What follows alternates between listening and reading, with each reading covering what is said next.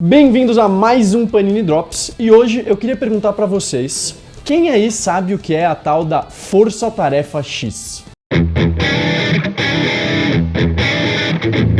Também conhecida como Esquadrão Suicida, a Força Tarefa X é uma das mais antigas equipes da DC, talvez para surpresa de muitos de nós, fãs de quadrinhos. Ela surgiu lá em mais ou menos 59, um ano antes da Liga da Justiça da América, só que de uma forma bem diferente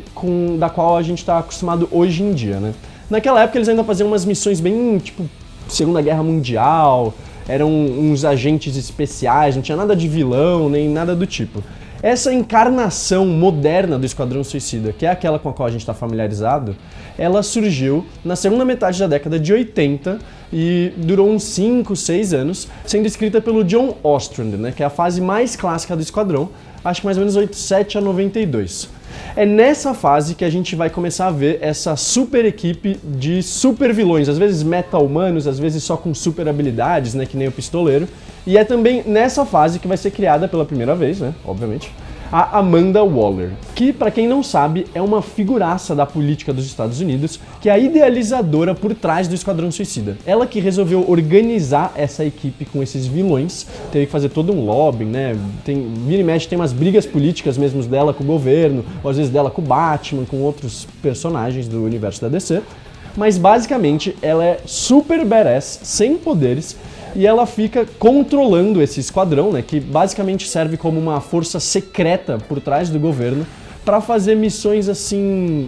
não do melhor tipo, que precisam ser discretas e que se algo der errado, o governo simplesmente pega e fala: esses caras aí é um super vilão, não trabalha pra mim, não sei de nada, mata eles aí, se livra dos caras. Então a Força Tarefa X, o Esquadrão Suicida, ela serve como tanto bode expiatório às vezes, como uma espécie de James Bond super poderoso, vilanesco do governo dos Estados Unidos, comandado por essa tal figura da Amanda Waller. Mas quem exatamente faz parte desse tal do Esquadrão Suicida,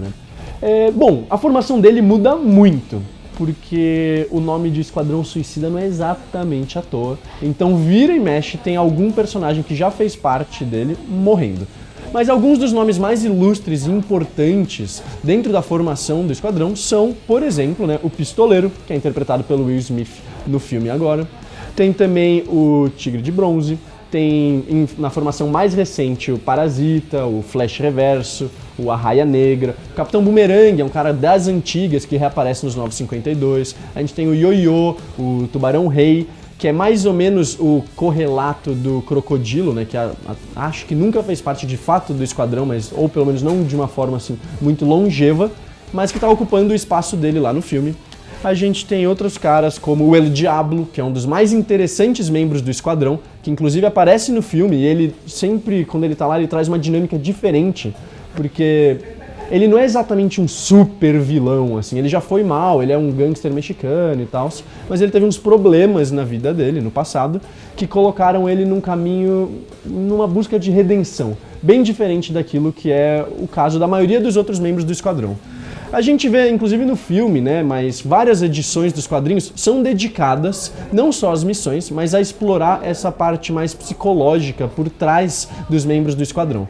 É notável, por exemplo, a relação do Floyd com, por tabela, Amanda Waller, mas principalmente com a filha dele, que isso é intermediado pela Amanda. E uma outra que é super importante, na encarnação mais recente do time, que é dos 952, quando a Arlequina, a namorada do Coringa, passou a fazer parte do time, magistralmente interpretada pela Margot Robbie,